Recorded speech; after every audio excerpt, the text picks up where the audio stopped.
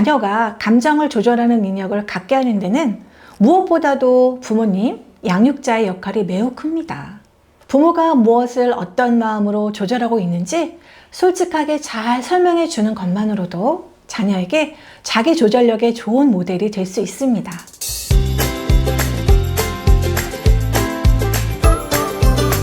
안녕하세요. 재현쌤의 요가쉼터 재현쌤입니다. 오늘은 자기 조절력에 대한 이야기를 해보려고 합니다. 자기 조절력은 무엇일까요? 심리학자 레프 비고츠키는 자기 조절력을 아이가 말로 자신의 목표를 표현하고 주의를 집중해서 동기를 지속시키는 행동을 계획, 조직화하는 능력을 자기 조절력이라고 정의하였습니다. 어떤 아이가 있어요. 이 아이는 학교에서 어떤 과제를 맡게 되었습니다. 그런데 생각보다 어렵고 복잡한 과제였어요. 아이는 어떻게 하면 이 과제를 잘 해낼 수 있을까? 또 어떤 방법이 좋을까? 생각합니다. 부모나 교사에게 도움을 청하거나 여러 가지 방법을 찾아서 해결하라고 해요.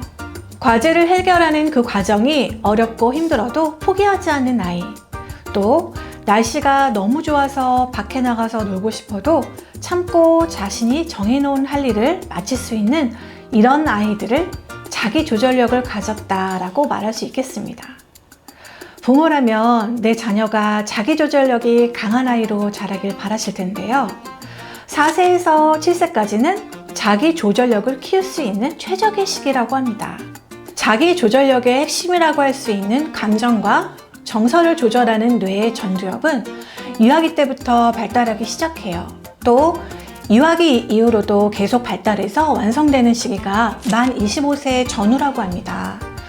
가장 늦게 완성되기 때문에 유전적인 영향보다는 환경적인 요소인 교육과 훈련으로 영향을 받아 발달하기에 이때 부모의 역할이 매우 중요하다고 하겠습니다.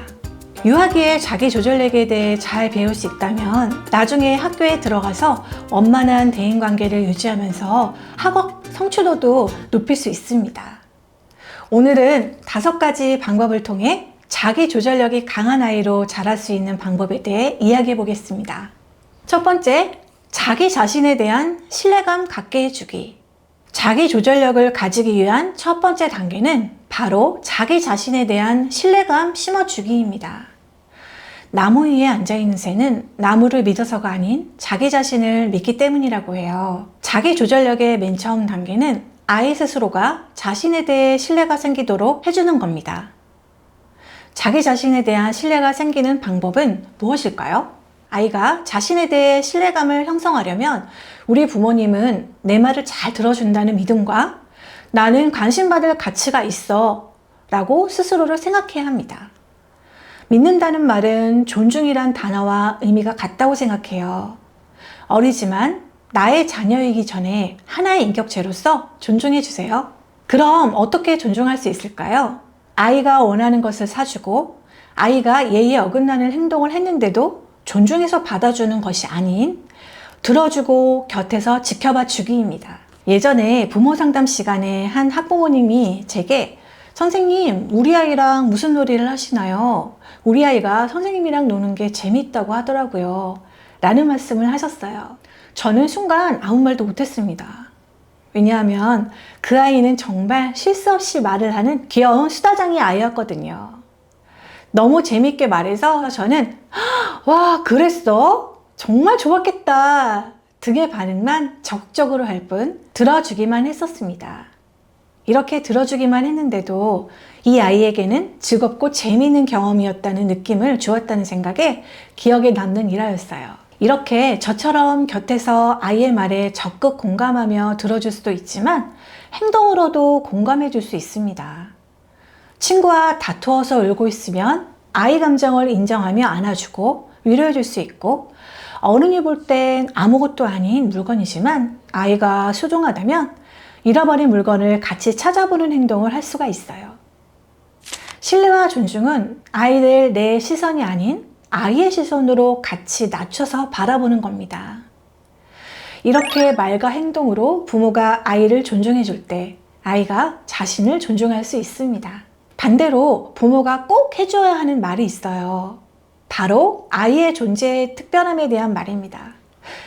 아이에게 해주는 말인 넌 특별한 존재야. 넌 참 멋지다. 잘 될 거야. 이 말을 아이에게 자주 해주세요. 이런 긍정적인 말을 들은 아이는 어느새 그 말을 내면화해서 자기 스스로를 신뢰할 수 있게 됩니다. 또한 실패를 했을 때 좌절하지 않고 다시 일어날 수 있는 강력한 회복 탄력성의 에너지가 될 수 있어요. 지금 자녀가 부모의 말을 잘 듣지 않고 미운 말을 하고 있어서 아이에게 이런 말이 나오지 않을 수도 있습니다. 그럴 땐 처음 아이가 태어났을 때의 마음을 떠올려서 그때 아이에게 하고 싶었던 말을 생각해 보시면 어떨까요? 처음 품에 안을 때 느꼈던 마음을 지금 펜을 들어서 종이에 적어 보시면 좋을 것 같아요. 정빈아, 너는 태어났을 때 엄마는 온 세상이 빛으로 둘러싸인 듯이 환해 보였단다. 해처럼 밝고 소중한 우리 아들. 너는 있는 그대로 너무 소중한 존재야. 나의 소중한 보물 사랑해. 이렇게요. 종이에 적은 내용을 포스트잇에 써서 내가 잘 보이는 곳에 붙여놓고 매일매일 아이를 안아주며 얘기해 보세요. 아이는 스스로를 사랑하며 나는 특별한 존재라는 것을 부모로부터 배워나갈 것입니다. 두 번째, 부모가 자기 조절을 하는 모습을 보여주기. 자기 조절력이 강한 아이로 자랄 수 있는 두 번째 방법은 부모가 자기 조절을 하는 모습을 자녀에게 자주 보여주고 얘기해 보는 것입니다. 자녀가 감정을 조절하는 능력을 갖게 하는 데는 무엇보다도 부모님, 양육자의 역할이 매우 큽니다. 많은 연구를 통해서 부모님의 감정 조절 능력과 자녀의 감정 조절 능력은 거의 일치하는 것으로 나타났습니다. 부모가 화가 날 때마다 공격적인 행동을 보인다면 자녀도 그 모습을 은연중에 습득하고 화가 났을 때 그 화를 즉시 표현하지 않고 조절하는 모습을 본 자녀는 비슷한 행동을 보인다는 겁니다. 유아기의 부모는 항상 아이가 자신을 바라보고 배운다고 생각하고 부정적인 감정은 잘 조절해서 더 나은 모습을 보이기 위해 노력해야 합니다. 만일 아이가 스마트폰을 너무 많이 사용해서 당분간 하루에 1시간만 보기로 했다면 아이가 보는 곳에서만이라도 부모는 스마트폰을 사용하지 않고 함께 절제하는 모습을 보여주세요. 아빠도 더 보고 싶지만 그만 볼 거야. 아빠 잘 참지? 하고요. 잘 생각해 보면 우리의 일상생활에서도 자기 조절력이 많이 필요한 상황 속에서 살고 있습니다. 자동차를 운전해서 아이와 키즈 카페에 갈 때도 빨간 신호등에는 기다려야 하고 속도를 잘 지켜서 운전해야 합니다. 또 줄을 설 때는 빨리 가고 싶다고 앞으로 서지 않고 자기 차례를 참고 기다려야죠. 아빠는 줄을 설 때 앞으로 먼저 가고 싶은 마음이 들 때도 있어. 하지만 내 차례가 올 때까지 기다려야 해. 왜냐하면 주서기는 사회적인 규칙이니까 라고 얘기해 주세요. 일상 속에 이런 상황에서 부모가 무엇을 어떤 마음으로 조절하고 있는지 솔직하게 잘 설명해 주는 것만으로도 자녀에게 자기 조절력의 좋은 모델이 될 수 있습니다. 세 번째, 기다림과 자율성을 주기. 감정 조절과 의지 등에 대하여 오랫동안 연구해온 미국의 심리학자 로이 바우마이스터 교수는 인간의 자기 조절 능력은 근육과 같아서 자기 수준에 맞게 지속적으로 사용하면 할수록 단련될 수 있다고 말했습니다. 아이가 참을 수 있는 정도의 행동을 알려주고 반복한다면 자기 조절 능력이 성장할 수 있다는 의미인데요. 아이의 수준을 고려해서 참을 수 있는 작은 습관부터 길러주세요. 다른 일을 하고 있는데 무엇인가를 해달라고 조르는 아이에게는 지금 사과를 먹고 싶구나. 그런데 엄마는 지금 청소를 해야 해서 바로 해줄 수는 없어. 작은 바늘이 살을 가리킬 때 해줄 수 있어. 라고 말하고 기다려보게 할 수 있습니다. 아이가 무언가를 요구할 때 부모는 바로 요구를 충족해주지 않고 기다림을 배울 수 있도록 해주시면 좋겠습니다. 이렇게 참을 때를 알고 기다림을 배울 수 있다면 반대로 아이에게 자율성도 주어야 합니다. 아이에게 자율성을 주면서 작은 성공의 기회를 많이 갖도록 해주세요. 성공의 기회가 많아질수록 나는 잘할 수 있다는 성취감을 느끼게 해주어서 아이는 자기 자신에게 신뢰감을 가질 수 있습니다. 아이의 자율성의 성장을 방해하는 부모의 행동은 아이가 놀이할 때 방해하는 것이에요.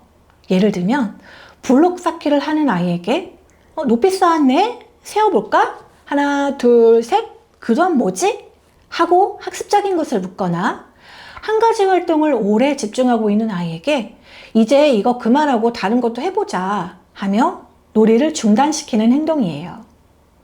자율성을 준다는 것은 아이가 선택한 활동을 놀아주거나 가르쳐주지 않고 아이의 방식대로 그저 따라가 주는 겁니다.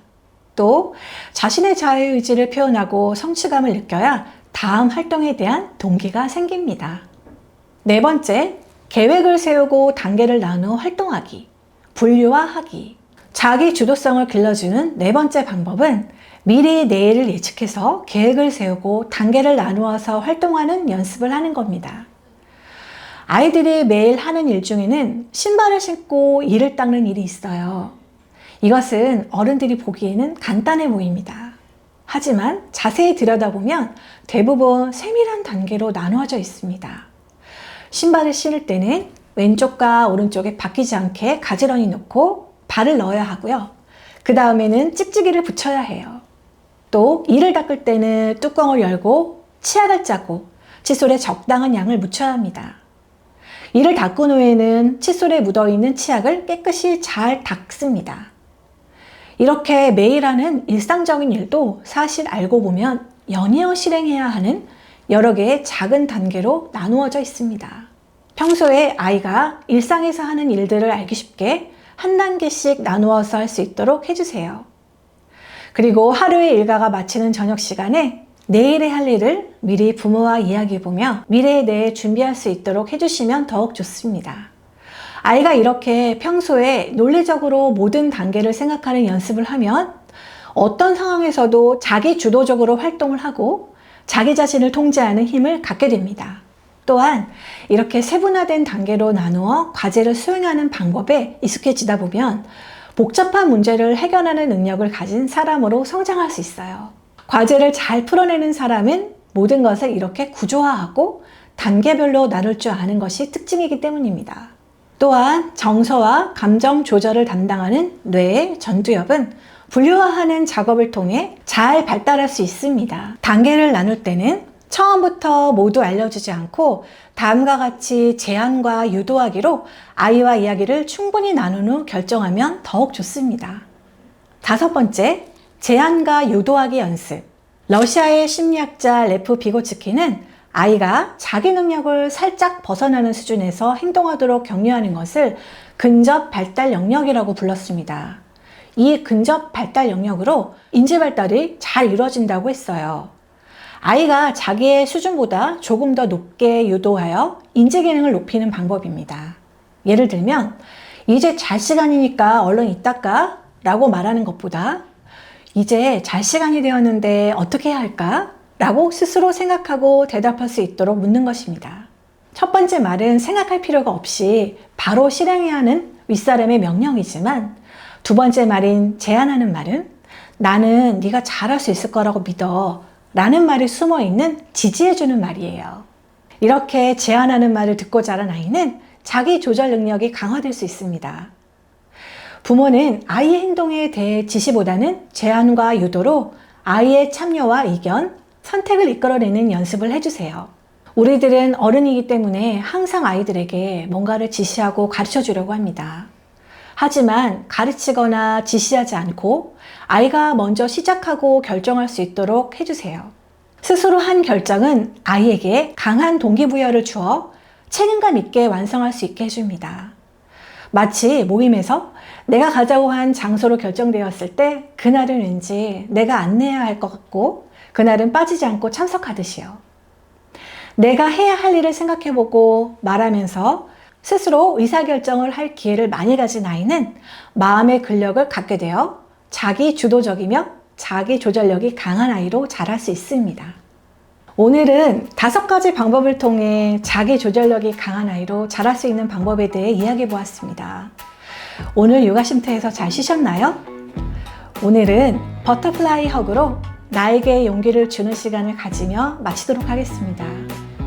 버터플라이 허그는 영국의 심리학자인 조나단 베너바이즈에 소개된 트라우마를 극복하기 위한 심리 기법인데요. 양 손바닥을 나비처럼 교차해서 윗 가슴 위에 가볍게 얹고 나비가 날개를 움직이듯이 양쪽 손가락을 번갈아 가면서 움직이며 가슴을 두들겨 주세요. 그리고 스스로에게 해주고 싶은 말을 해보세요. 저는 이렇게 말하고 싶습니다. 잘했어, 재현아. 이 정도면 정말 잘하고 있는 거야. 오늘 육아로 힘든 자신을 위로하며 격려해주세요.